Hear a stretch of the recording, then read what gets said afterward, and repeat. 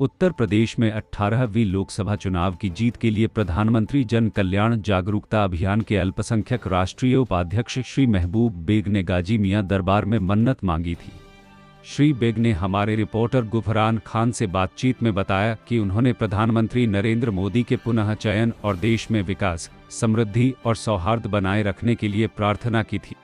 उन्होंने खुशी जताई कि उनकी मन्नत पूरी हो गई और नरेंद्र मोदी 9 तारीख को प्रधानमंत्री की शपथ ग्रहण करेंगे। श्री बेग ने कहा कि देश की प्रगति के लिए शिक्षा और स्वास्थ्य में सुधार सबसे महत्वपूर्ण है। उन्होंने अल्पसंख्यक समुदायों के लिए विशेष योजनाओं और सुविधाओं की आवश्यकता पर जोर दिया। श्री बेग ने बताया कि उनका अभियान अल्पसंख्यक समुदायों को सरकारी योजनाओं और लाभों के प्रति जागरूक करने के लिए है।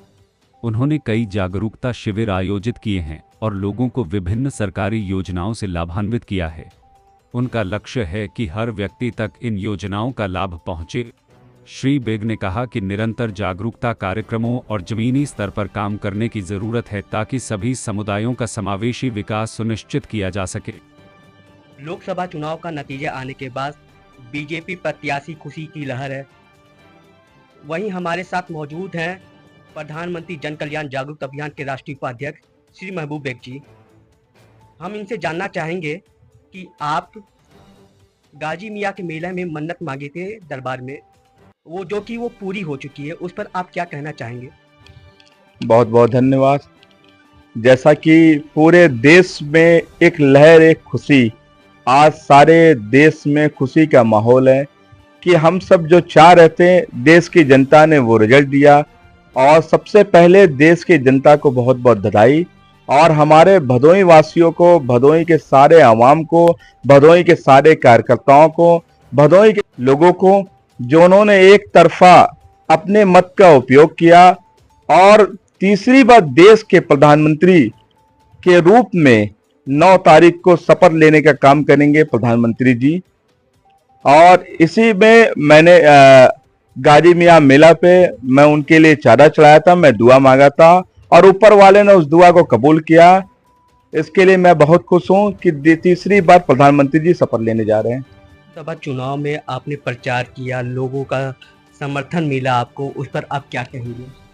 देखिए, जनता का समर्थन तो बहुत बड़ा मिला। मैं जहां गया, मैं खासकर मैं बिहार में था, बिहार में भगुआ में था और बिहार में कई जिले में मेरा दौरा था और बिहार में हिंदू मुसलमान सब ने एक जाई देके एनडीए के प्रत्याशी को बहुमत के तौर पे वहां विजयी प्राप्त हुए।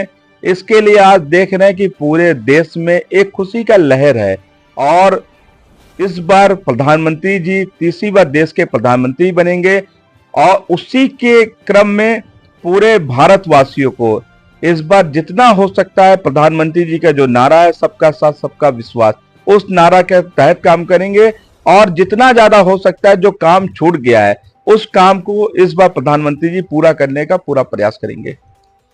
प्रधानमंत्री जन कल्याण जागरूकता अभियान के अंतर्गत कौन सी योजना है जो आप चलाएंगी इस बार? देखिए, हमारा सबसे अच्छा योजना जो पूरे देश में आप देखिए प्रधानमंत्री आवास योजना, जो लाभार्थी, जो बेचारे गरीब जिसके पास छत नहीं थे, आज देखिए पूरे प्रदेश, पूरे देश में उस योजना का लाभ वो हर बिरादर के लोग, हर कास्ट के लोग उस लाभ को बाखूबी से निभाए और वो लाभ हम लोगों का जो सोच है कि उस लाभ को दोबारा चलाने के लिए सरकार इस पे गंभीरता करेगी और दोबारा उस लाभ को चलाया जाएगा।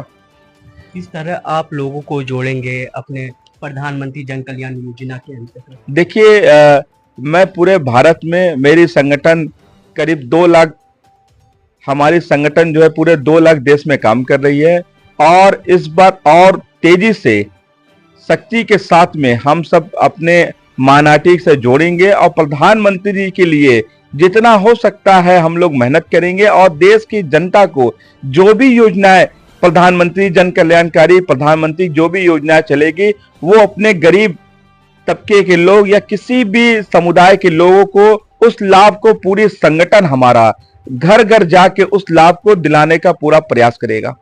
ललितेश पति त्रिपाठी के जो हार 44,000 वोटों से, उस पर आप क्या कहेंगे कि क्या आपको लगता था कि ये इनकी हार हो सकती है भदोही जिले में? देखिए, हम लोग को तो पता था, पहले ही पता था कि ललितेश यहाँ पर चुनाव नहीं जीत पाएंगे क्योंकि जनता का पहले से रुझान था कि जनता ने सोच लिया था कि हम सब कभी भी हमारे यहाँ संगठन में या हमारे यहाँ जितने भी हमारे भदोही वासी लोग लोकसभा के क्षेत्र के लोग हों, वो जानते थे कि इस बार कमल का फूल पूरे देश में खिलने जा रहा है।